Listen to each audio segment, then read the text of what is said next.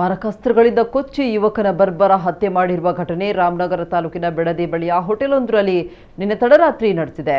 ಚನ್ನಪಟ್ಟಣ ತಾಲೂಕಿನ ಕೊಂಡಾಪುರ ಗ್ರಾಮದ ನಿವಾಸಿ 25 ವರ್ಷದ ನಿಶಾಂತ್ ಕೊಲೆಯಾದ ಯುವಕ. ನಿಶಾಂತ್ ಕಳೆದ 2.5 ತಿಂಗಳಿನಿಂದ ಹೋಟೆಲ್ ಒಂದರಲ್ಲಿ ಸೆಕ್ಯೂರಿಟಿ ಗಾರ್ಡ್ ಆಗಿ ಕೆಲಸ ಮಾಡ್ತಾ ಇದ್ದ ಅಂತ ತಿಳಿದು ಬಂದಿದೆ. ಹಳೆ ದ್ವೇಷಕ್ಕೆ ಹತ್ಯೆ ಮಾಡಿರುವ ಶಂಕೆ ವ್ಯಕ್ತವಾಗಿದೆ. ತಡರಾತ್ರಿ ಹೋಟೆಲ್ನಲ್ಲಿ ಮಲಗಿದ್ದ ನಿಶಾಂತ್ನ ಕಿವಿ ಭಾಗಕ್ಕೆ ಚಾಕುವಿನಿಂದ ಇರಿದು ಕೊಲೆ ಮಾಡಿರುವ ದುಷ್ಕರ್ಮಿಗಳು ಹೋಟೆಲ್ನ ಸಿಸಿಟಿವಿ ಕ್ಯಾಮೆರಾದ ಡಿವಿಆರ್ ಕೂಡ ಹೊತ್ತೊಯ್ದಿದ್ದಾರೆ ಎನ್ನಲಾಗಿದೆ.